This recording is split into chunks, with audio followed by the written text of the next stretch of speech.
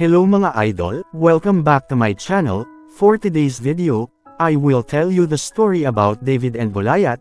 Pero bago yan, kung bago ka pa lang sa aking channel, huwag kalimutang mag-subscribe, click, like, and share. Malaking tulong na po yan sa aming mga content creator.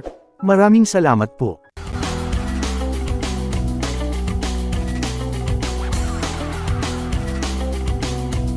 Si David at si Goliath. Ang pagharap sa isang higanteng hamon. Inaatake ng mga Filisteo ang mga Israelita. Tuwing umaga hinahamon ng isang higanteng Filisteo na nagngangalang Goliath ang sinumang Israelita upang kalabanan siya. Si Goliath ay mas malaki at mas matangkad kaysa kaninuman, at mabangis siya. Nagsusuot siya ng makapal na baluti at may dalang espada, sibat, at malaking kalasag. Walang sinumang naglakas loob na labanan siya. Si David ay isang batang pastol na may pananampalataya sa Panginoon. Ang kanyang mga kuya ay mga kawal sa hukbo ng Israel. Isang araw, dinalhan ni David ang kanyang mga kapatid ng ilang pagkain. Pagdating niya sa kampo ng hukbo, narinig niya ang hamon ni Goliath. Tinanong ni David sa mga kawal kung bakit walang sinumang nagtatanggol sa Israel. Nagalit ang kanyang mga kuya at sinabi sa kanya na alagaan ang mga tupa. Ngunit alam ni David na ipagtatanggol ng Panginoon ang Israel. Batid ni Haring Saul ang pananampalataya ni David, kaya't hiniling niyang makausap si David. Sinabi ni David kay Saul na hindi siya takot na labanan si Goliath. Ipinaliwanag ni David na minsan noong binabantayan niya ang kanyang mga tupa, pumatay siya ng isang leon at oso.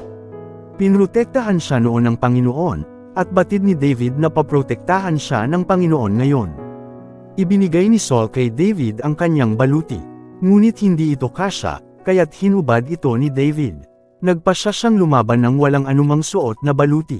Kumuha si David ng 5 makikinis na bato at inilagay ang mga ito sa isang supot.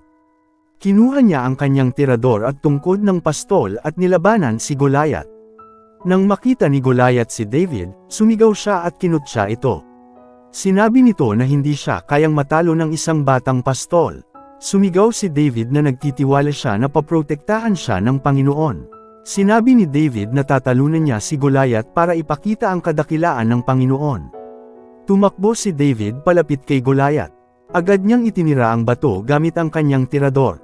Tumama ang bato sa noo ni Goliath, at ang higanteng lalaki ay bumagsak sa lupa. Tinulungan ng Panginoon si David na talunin si Goliath ng walang espada o baluti. Nang makita ng mga Filisteo na patay na si Goliath, nagtakbuhan sila palayo sa takot. Nanalo ang mga Israelita sa labanan.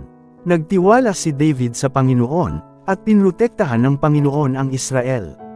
So yan lang po muna mga idol for today's video. Kung nakatulong po sa inyo ang videong ito, huwag kalimotang mag-subscribe, click, like, and share, para updated ka sa aking mga video. Thank you so much, and see you for the next video.